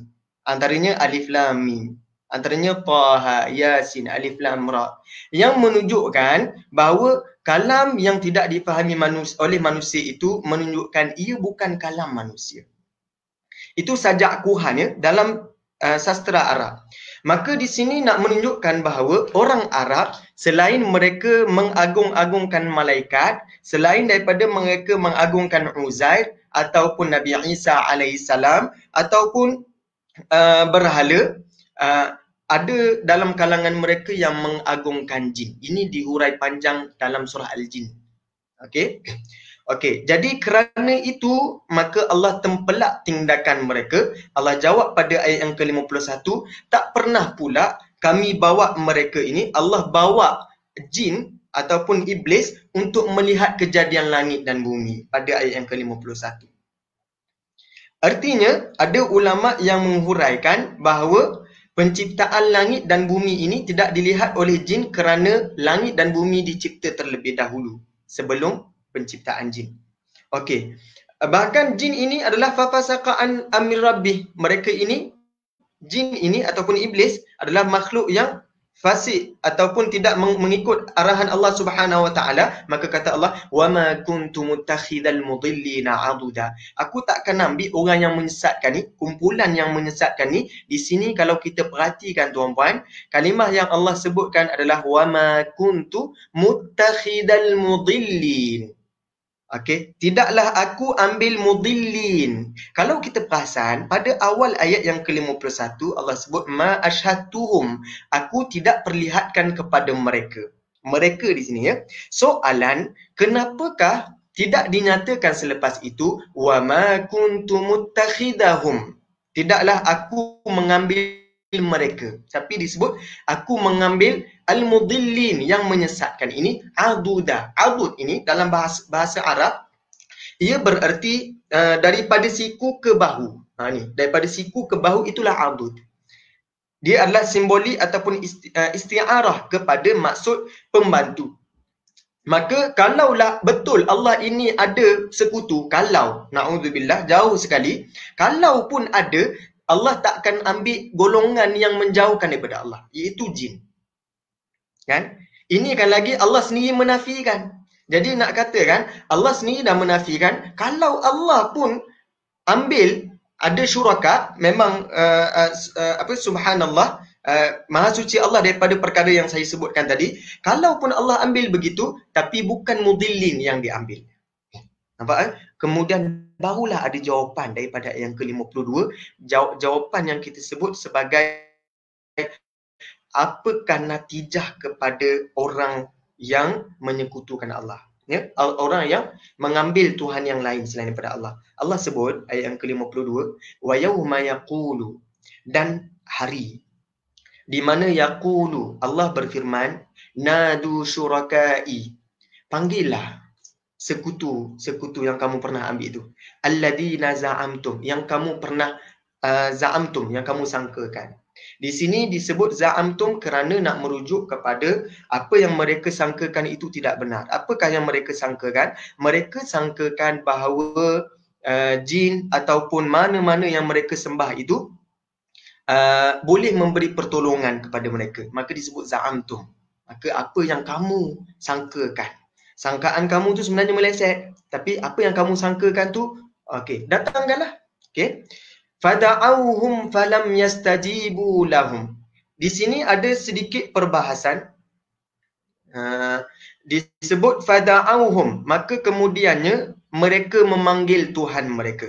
Cuma soalannya disebut da'au itu adalah fi'il madhi. Fi'il madhi yang merujuk perbuatan yang lepas. Menunjukkan bahawa fada'auhum boleh bawa dua maksud. Maksud yang pertama, selepas Allah berkata kepada mereka, panggillah sekutu-sekutu yang pernah kamu sembah, yang pernah kamu sangkakan boleh membantu kamu, fada'auhum, kemudian mereka panggil sekutu itu.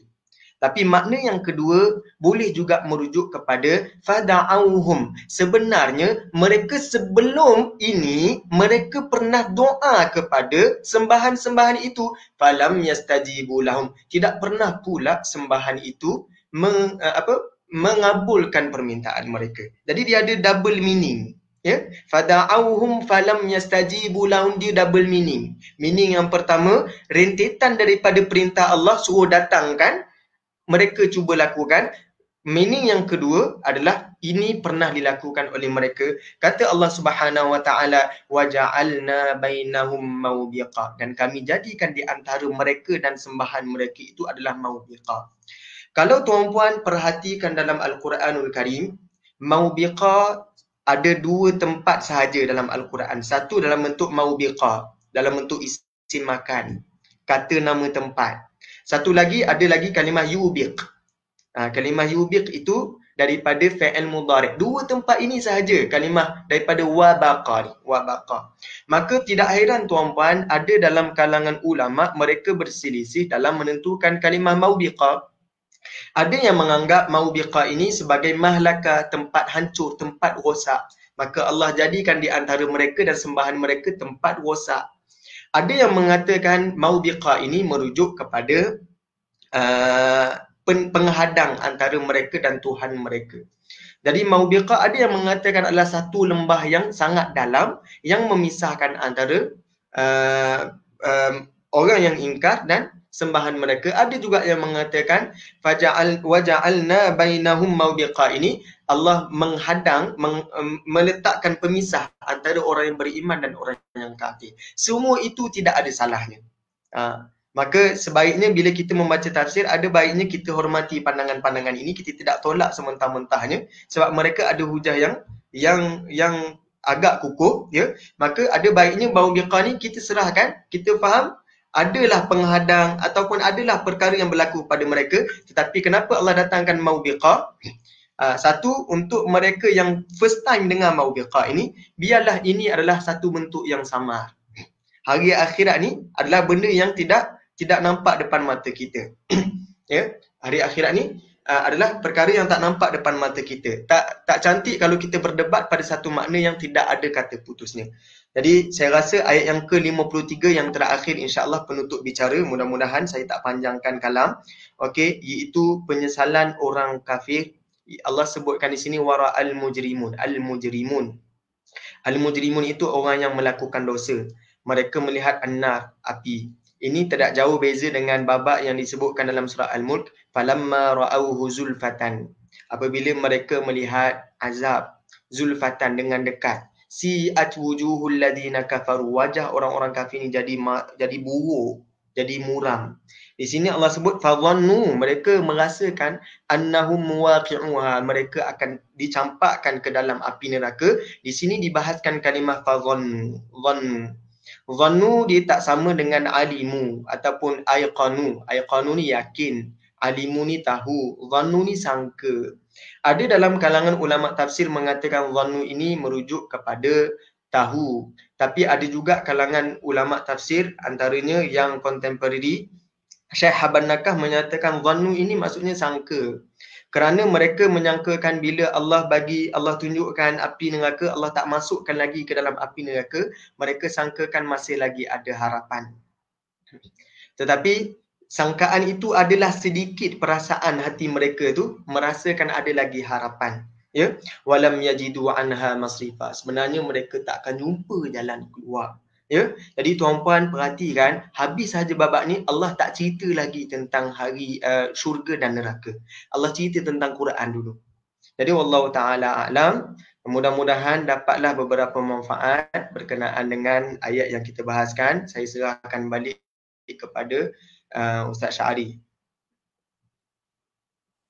Terima kasih Al-Fadhil Ustaz Amirul Ihsan atas perbentangan yang tidak mampu untuk menyebabkan saya mengukir senyuman. Alhamdulillah. Dan walaupun wajah Ustaz Ihsan kelihatan kejap jelas, kejap tak berapa jelas, mungkin kerana masalah lain, tetapi mesejnya jelas. Alhamdulillah kepada kita semua. Dan daripada saya pula Ustaz dan seluruh asatizah, insya-Allah saya akan berkongsi kepada saudara-saudari semua ayat 105 daripada suratul Kahf, iaitulah bismillahirrahmanirrahim. Ulaika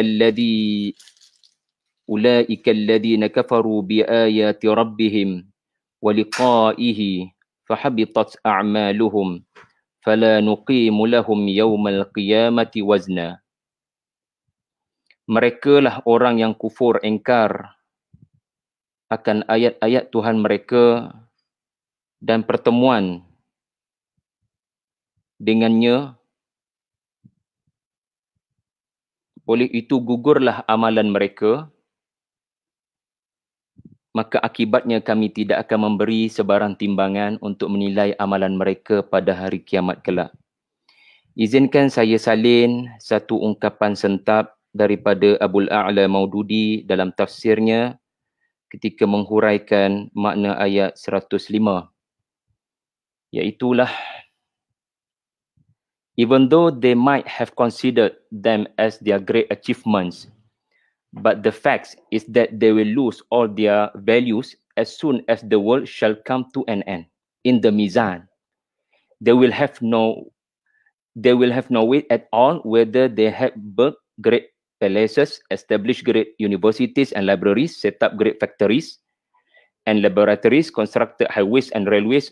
Apa yang Maududi nak sampaikan pada kita?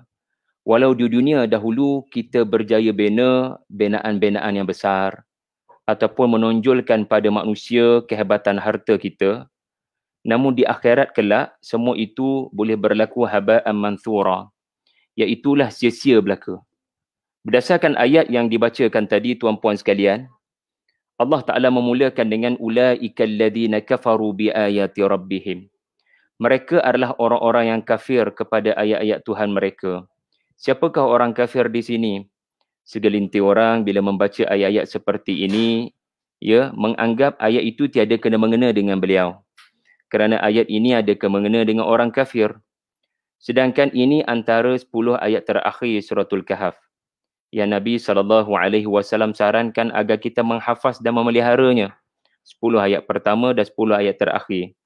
Dan sudah pasti Nabi sendiri melazimi untuk membaca 10 ayat pertama dan 10 ayat terakhir. Ini menunjukkan Nabi melazimi untuk membaca juga termasuk ayat 105. Jadi Nabi sendiri kerap membaca ayat-ayat seperti ini, sedangkan ayat ini bermula dengan ulaika alladhina kafaru. Ini menunjukkan Nabi sendiri memahami makna ulaika alladhina kafaru, boleh berlaku pada diri kita sendiri. Kita kerap nak melihat ayat ini adalah orang-orang non-Muslim, orang kafir. Kita lupa untuk tuding jari pada diri kita sendiri. Sedangkan kalau kita lihat kepada ayat sebelumnya, iaitulah ayat 104, Allah Ta'ala menyebut tentang apakah maksud orang-orang kafir pada ayat 105.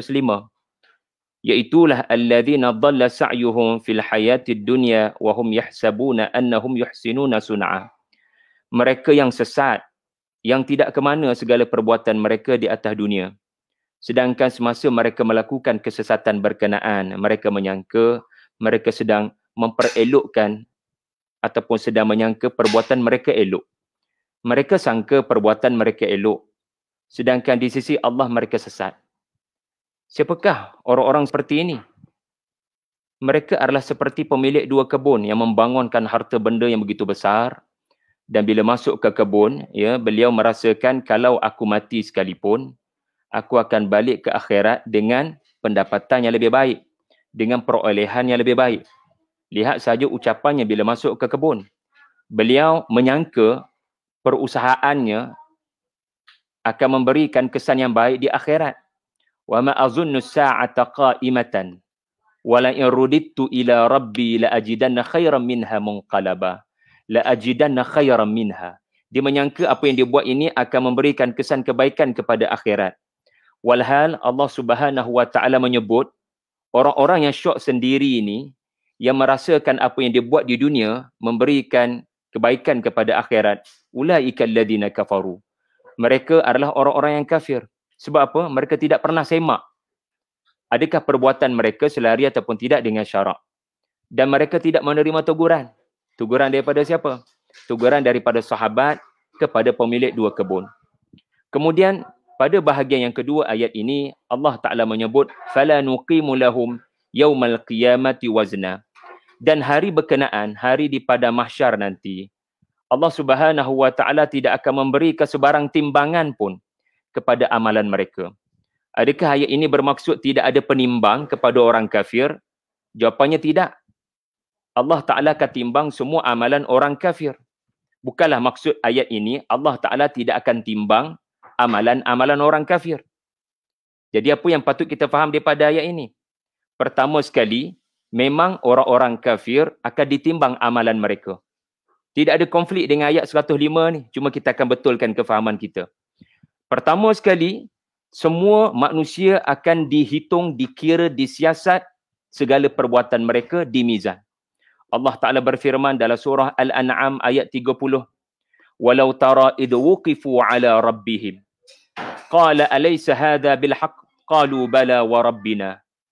Dan kalaulah engkau wahai Muhammad sallallahu alaihi wasallam menyaksikan peristiwa di mana orang-orang kafir itu wuqifu, dihentikan perjalanan mereka menuju kepada Tuhan mereka, adanya hentian. Wuqifu, adanya hentian.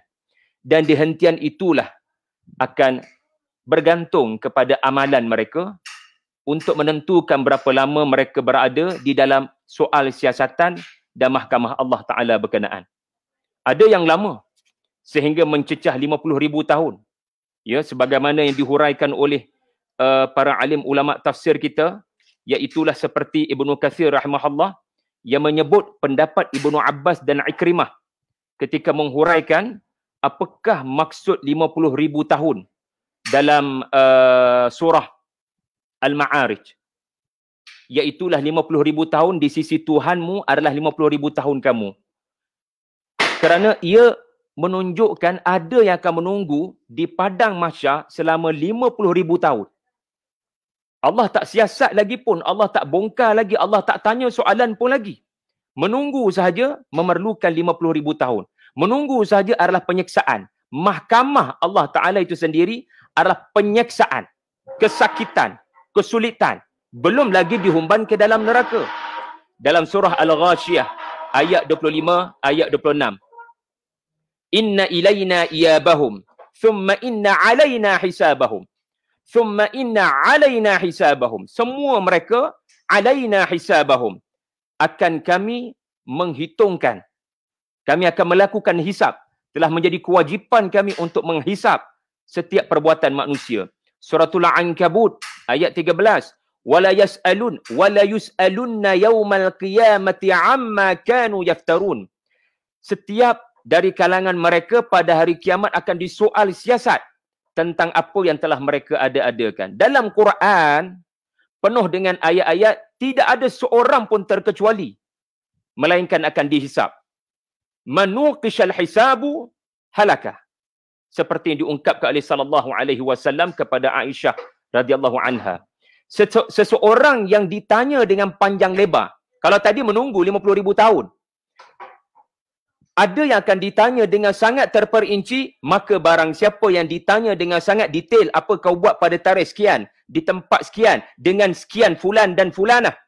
Siapa yang ditanya dengan terperinci pada setiap halaman, pada setiap paragraf, pada setiap catatan, faqad halaka. Dia sebenarnya sedang menuju kehancuran. Itu antara perkara-perkara yang sangat menggerunkan dibentangkan Allah di dalam Al-Quran.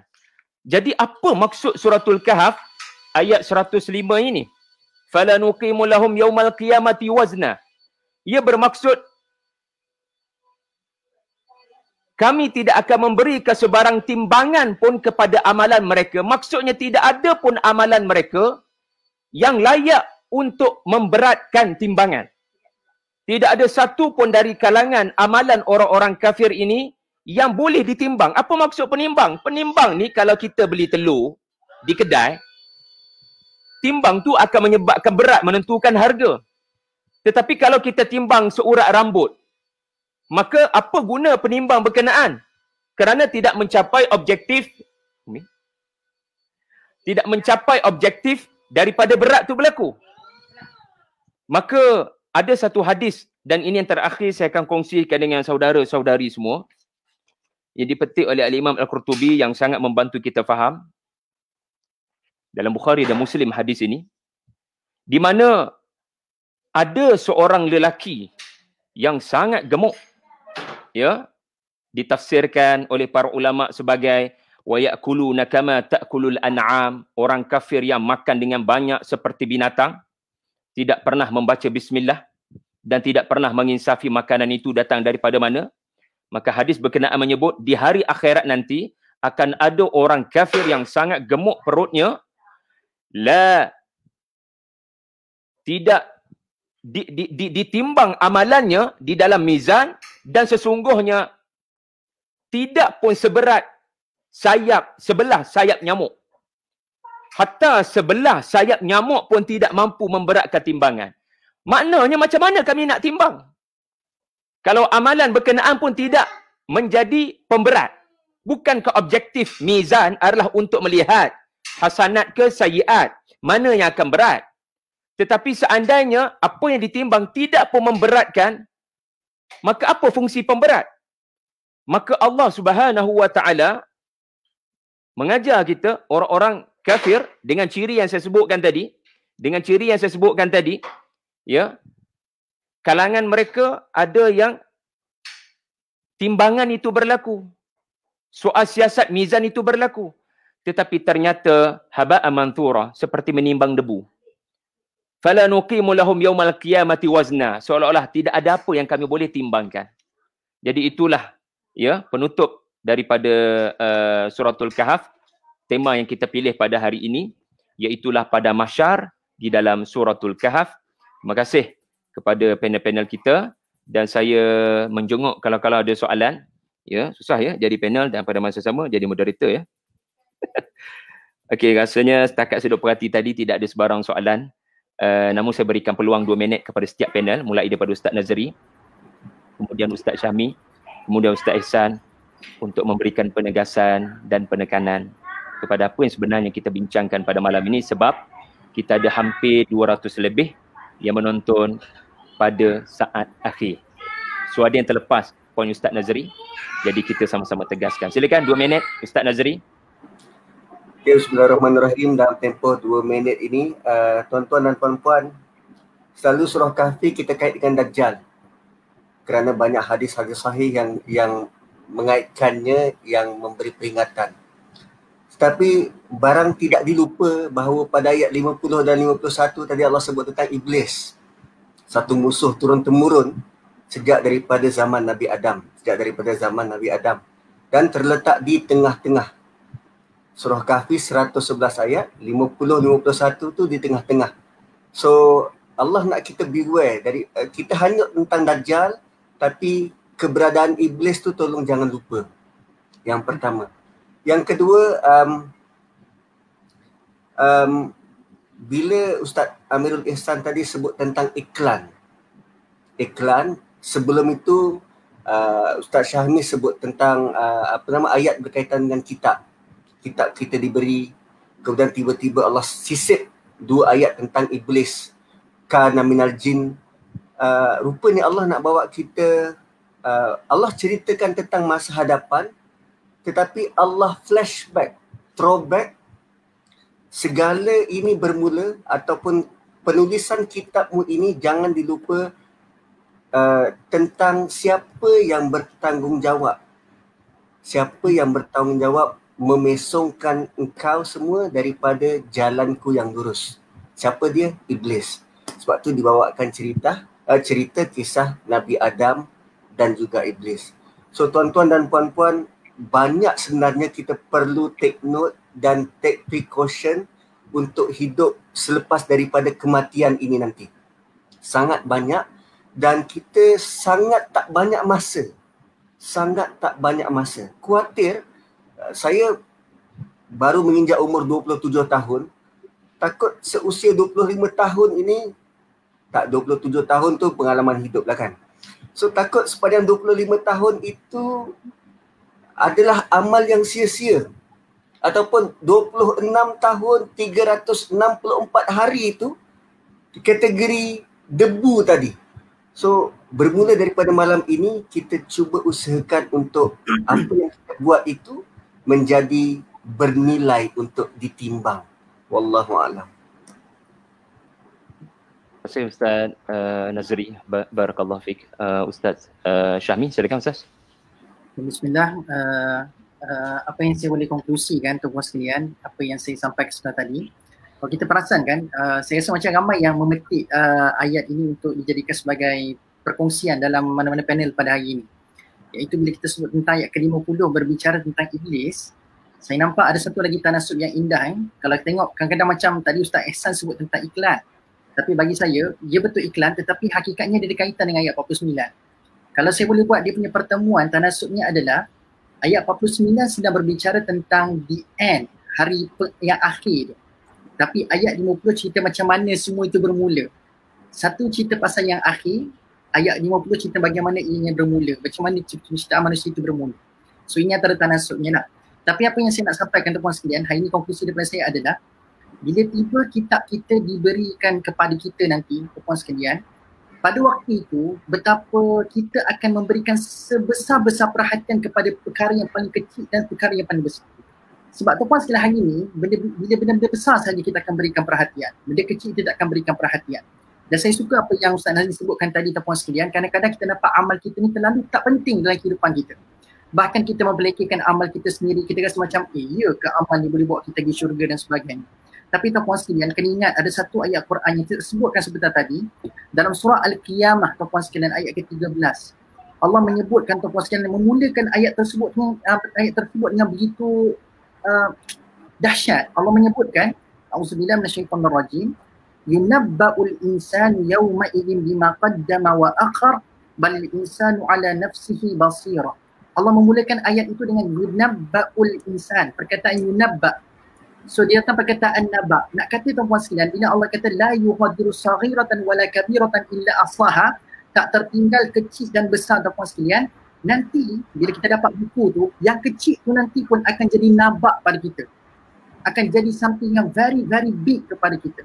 Kalau kita beli paper tuan-tuan sekalian, yang biasa kita akan tengok adalah benda yang bersifat hit news ataupun yang menjadi paparan utama, yang dia akan besarkan dia punya tulisan. Nak katanya itu adalah berita utama tuan-tuan sekalian. Tapi nanti bila tiba kita dapat kitab tuan-tuan sekalian, yang kecil ke, yang besar ke, semua akan jadi berita utama pada kita nanti. Dan tidak pada waktu itu kita akan membantah walaupun sedikit, sebab segalanya terakan dengan begitu cantik dan tidak ada yang terlepas pandang. Dan saya lupa tuan-tuan sekalian, tadi saya nak cerita tentang ada wawajadu ma'amilu hadira tadi tu. Allah tak sebut yujadu, tapi Allah kata wawajadu. Dia kalau Allah kata yujadu, dia seolah-olah macam manusia akan membelik-beliknya berulang-ulang kali sebab dia fi'il mudhari', continuously, tengok balik. Tapi wajadu adalah fi'il madhi. Seolah-olah ada pendapat para ulama tafsir mengatakan tuan sekalian, dia seolah-olah segala amal kita hidup kat muka bumi ni tuan sekalian, 60 tahun ke 70 tahun ke 100 tahun, diibaratkan seperti dibentangkan dalam satu slide sahaja. Dia tidak perlu kepada untuk dibelik-belik banyak kali. Di pile up everything, digabungkan semua, dipaparkan semua dan tidak ada sebarang percanggahan, tidak ada sebarang bantahan pada waktu itu. Sebab pada waktu itu yang kecil pun jadi besar, yang besar akan dilihat lagi besar tuan sekalian. Mudah-mudahan tuan sekalian yang akan menjadi header berita kita waktu dapat buku itu nanti adalah benda-benda yang baik, bukanlah benda-benda yang tidak baik. Mudah-mudahan insya-Allah. Wallahu ta'ala a'lam. Ustaz Syami, boleh kita raihkan soalan Afikah Narizam. Bagaimana nak tahu adakah amal kita lakukan diterima atau ditolak oleh Allah? Bagaimana dan apakah cara untuk istiqamah di atas jalan kebaikan? Saya kira soalan ini hampir sama dengan yang diajukan oleh Puan Nur Halmi Ahmad, iaitulah macam mana nak buat amal itu tidak menjadi debu. Saya rasa soalan ini boleh dikombinasikan. Kalau boleh Ustaz Syami bagi pandangan. Soalan tadi apa dia Puan daripada Afikah tadi dah hilang. Sekejap saya paparkan balik. Okey dah. Okey Ustaz boleh fokus pada Ustaz soalan Afikah. Bagaimana nak tahu amal kita itu diterima ataupun ditolak? First sekali bagi saya adalah, kalau pendapat daripada saya, Ustaz Nazri, Ustaz Ihsan, Ustaz Syahri boleh betulkan kalau saya salah. Pendapat daripada saya adalah untuk mengenal pasti amal itu diterima dan ditolak, itu adalah benda yang menjadi rahsia Allah Subhanahu Wa Taala. Yang kita dituntut ada dua perkara yang saya kebetulan pagi tadi bersama dengan student saya bentangkan perkara ini. Ada dua terms yang Allah sebut dalam Quran yang kita boleh berikan perhatian. Pertama adalah zikir, yang kedua adalah amal. Yang pertama zikir, yang kedua amal. Yang menariknya bila kita tengok keseluruhan Al-Quran, bila Allah berbicara tentang zikir, Allah akan sentiasa menggandingkan zikir itu kathiran. Wadhkurullaha kathiran. Allah suruh kita fokus kepada kuantiti dalam berzikir kepada Allah. Tapi bila Allah sebut tentang amal, Allah banyak menggandingkan dengan kualiti. Sebab tu ada sebutan amal saleh, ada sebutan ahsanu amala. So nak kata tuan-tuan sekalian, bagi saya, kita tak perlu nak menjadi orang yang terlalu sibuk nak membincangkan tentang macam mana nak tengok amal kita diterima ataupun tidak. First kali bagi saya, kita kena tengok amal kita sudah berkualiti belum. Kalau belum berkualiti, contoh kalau kata kita nak fokus kepada solat, amal kita tentang solat, bagaimana kita katakan solat itu adalah satu amal yang berkualiti? Sudah khusyukkah kita? Kita terlalu risau amal kita diterima ataupun tidak, sedangkan kita tidak ada satu kesedaran untuk kita nak menyahut Allah suruh kita ni menambahkan kualiti amal dari hari ke hari. Selebihnya Allah nak terima ataupun tidak, kita berharap kepada Allah untuk memberikan kebaikan. Tetapi satu jaminan Allah, hal jazaa'ul ihsan illa bil ihsan. Buat baik, insya-Allah Allah akan balas baik. Tetapi bila bab zikir tuan sekalian, kenapa Allah fokus kepada kuantiti? Why? Sebab dalam hidup kita ni satu hari ada 24 jam. Dan berapa orang boleh jamin tuan sekalian 24 jam itu mereka telah manfaat untuk zikir kepada Allah, untuk beringat kepada Allah. Sebab hari ini bila kita sebut tentang zikir, konotasi ini biasa difahami dengan kita mengucapkan tasbih, tahmid ataupun takbir ataupun tahlil. Itu pun zikir. Tetapi tuan sekalian, zikir yang sentiasa dibawa, versi zikir yang sentiasa dibawa oleh Allah dalam Al-Quran adalah bila mana Allah datangkan ayat-ayatnya kepada kita, lalu kita menjadi orang-orang yang memberikan perhatian, tidak berpaling daripada ayat-ayat tersebut. Hari ini tuan sekalian, kita gagal memfungsikan akal kita dengan baik. Kita menjadi orang yang sekadar ra'at tetapi tidak menjadi orang yang basir, orang yang menggunakan basar. Saya tertarik dengan satu kupasan ulama bahasa Arab, saya tak ingat siapa namanya tuan sekalian. Saya boleh recapkan kat sini mana tadi saya nak sebut tentang perkara ni tapi takut tak sempat. Al-basar ini pendapat daripada dia bila kata tentang al-farq bainal basar war ra'a. Apakah beza di antara basara dengan ra'a? Basara ni kata beliau, huwa ar-ru'yah bil aql awalan thumma al-'ain thaniyan. Kadang-kadang hari ini kita melihat, kita mengutamakan panca indera kita nombor 1, akal kita nombor 2. Tapi tuan sekalian, Allah bila nak suruh kita beringat, Allah suruh kita guna basar. Kita mendahulukan akal dan kemudian kan kita punya mata, penglihatan kita. So berapa ramai hari ni bila ayat-ayat Allah datang, kita betul-betul menggunakan akal kita untuk merenung seketika. So dengan babak renungan itulah berlakunya zikir. Sebab itulah ada ayat-ayat perumpamaan datang dalam Al-Quran bertujuan untuk jadi zikra. Bila kita tengok pokok, ada tak renungan berlaku? Bila tengok langit, ada tak renungan berlaku? Kadang-kadang berlaku tidak konsisten zikir pada Allah. Bila mana kita rasakan zikir ini adalah satu occasion yang tertentu. Kena duduk sekejap, pakai tasbih, pakai serban, pegang tasbih, la ilaha illallah. Itu je fahaman zikir kita pada hari ini. Tetapi beringat kepada Allah, merenung seketika siapakah Khalik, siapakah yang memberikan Ar-Razik, pemberi rezeki. Itu juga adalah bentuk zikir. Jadi tuan-tuan sekalian, konklusi daripada saya bagi soalan tadi adalah, first kali kita berharap Allah itu maha baik kepada kita dan kita mengharapkan Allah membalaskannya sebaik-baik kepada kita. Lalu bagi saya yang perlu kita sibuk berfikir adalah kita sudah tambah belum kualiti amalan kita dan sudahkah kita menjadi orang yang banyak berzikir dari sudut kuantiti pada hari ini. Wallahu ta'ala. Terima kasih Al-Fadhil Ustaz Syami sudi menyantuni soalan daripada rakan-rakan kita yang menonton. Silakan Al-Fadhil Ustaz Amirul Ihsan untuk kesimpulan Ustaz.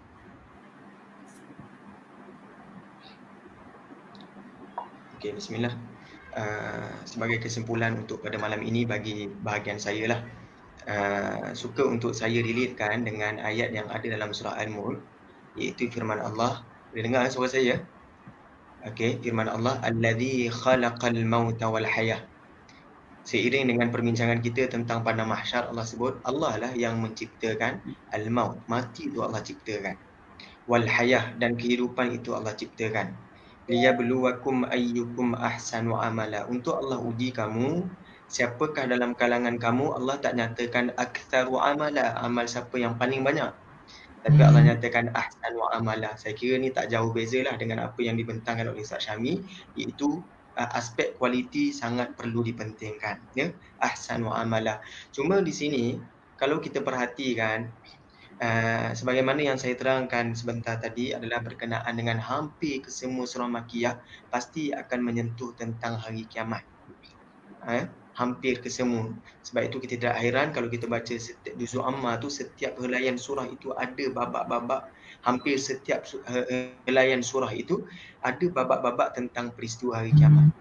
Orang dahulu, bila ulama yang terdahulu, bila mereka huraikan allazi khalaqal maut, Tuhan yang menciptakan kematian, Tuhan yang menciptakan kehidupan.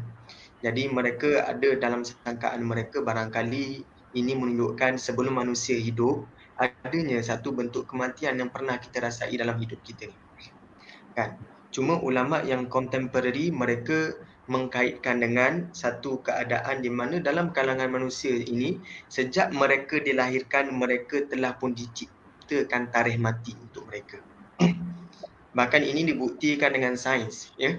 Dengan sains ada yang cuba membuktikannya, mengkaitkan dengan satu golongan manusia ni pada peringkat awal mereka tidak ada simptom barah yang pernah dihidapi oleh mak ayahnya.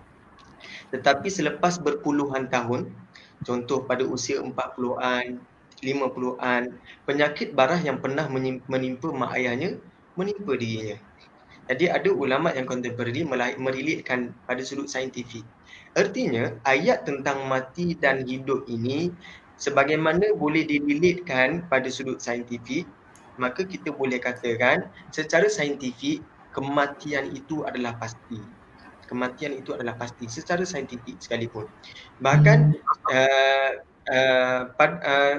situasi padang mahsyar pula dia adalah perkara yang realiti, dia bukanlah konspirasi ataupun yang kita katakan sangkaan yang semata-mata, tapi dia adalah realiti. Maka Allah tutup ataupun ada bicara ayat, Allah sebutkan pada ayat yang ke-54 ni, Al-Quran ini Allah hadirkan ni, Allah bentuk, Allah buat macam-macam perumpamaan. Min kulli mathal. Maka adalah cerita untuk bentangkan tentang kematian padang mahsyar ni adalah macam-macam perumpamaan. Allah cerita tentang macam mana manusia dihidupkan, adalah macam-macam cara Allah ceritakan. Maka perangai manusia ni Allah kata wa kana al-insanu aktsara syai'in jadala. Tapi perangai manusia ni, mereka ni suka berbantah-bantahan. Maka mudah-mudahan kita ni tidak, kalaupun kita ni mudah-mudahan kita tak termasuk dalam golongan yang berbantah-bantahan perkara yang tidak ada manfaatnya. Kemudian mudah-mudahan kalaupun kita menafikan beberapa perbahasan tentang bilakah berlaku hari kiamat, tetapi kita tidak menafikan tentang berlakunya kiamat tu benda yang pasti. Cuma tarikh itu tetap pada dalam pengetahuan Allah Subhanahu Wa Taala. Saya suka untuk kongsikan sikit lagi satu cerita yang pernah berlaku kepada Al-Imam Malik bin Anas.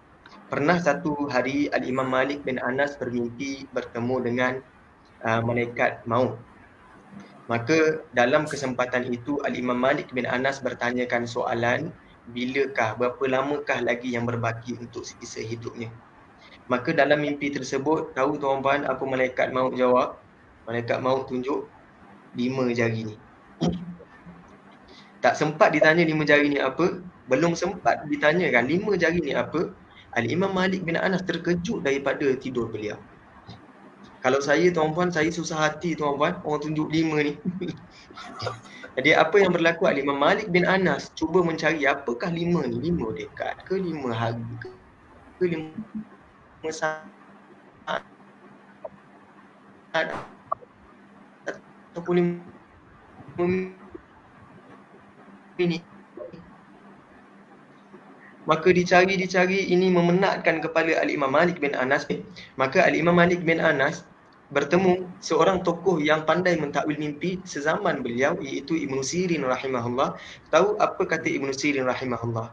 5 perkara ini adalah 5 perkara yang disebutkan oleh Allah Subhanahu Wa Taala pada hujung surah Luqman.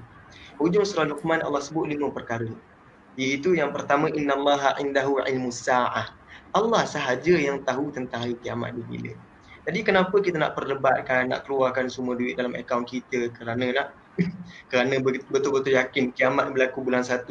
Saya rasa tak perlu kita perdebatkan benda yang tidak patut. Allah Ta'ala alam. Saya serahkan kepada Tuan Moderator Ustaz Syahri Al-Sifu, hafizakumullah. Terima kasih Ustaz Ihsan, terima kasih. Dan saya mengambil kesempatan ni untuk ucap sekali lagi terima kasih banyak-banyak pada Ustaz Nazri, stay sampai hujung, Ustaz Syahmi stay sampai hujung, Ustaz Ihsan pun stay sampai hujung. Dan sebenarnya tuan-puan tak tahu apa mereka buat belakang tabir, saya je yang tahu. Semua mereka mencatat, mendengar dengan teliti akhlak yang saya belajar lah daripada asatizah dan rakan-rakan seperjuangan saya ni. Bukan keluar lepas tu masuk masa gilirannya. Jadi ini satu perkara yang menunjukkan kecintaan pada ilmu ya, yang ada kepada para asatizah kita semua. Mudah-mudahan doakanlah Ustaz Syahmi, Ustaz Nazri, Ustaz Ihsan dan saya supaya dipanjangkan umur dan diberikan rezeki lebih banyak daripada ilmu tafsir dan tadabbur. Puan Nur Halmi Ahmad, penutup daripada saya, macam mana nak buat amal itu tidak menjadi debu, beginilah. Dan mungkin ini satu pelan bertindak yang boleh saya cadangkan malam ini. Jangan hanya tidur memikirkan hari esok. Tidurlah memikirkan apa yang dah kita buat. Ya. Kita baca surah Al-Muluk sebab apa sebelum tidur? Sebab surah Al-Muluk membawa kita kepada menginsafi apa kita dah buat hari ini. Sering kali kita nak tidur, kita memikirkan esok nak buat apa, tapi kita lupa untuk muhasabah, untuk tengok ada tak hari ni saya memutuskan silaturahim 2 orang saudara? Ada tak hari ni saya melukakan hati orang lain dengan komentar saya di FB? Adakah hari ni saya ada menunjuk-nunjuk amalan saya kepada orang lain?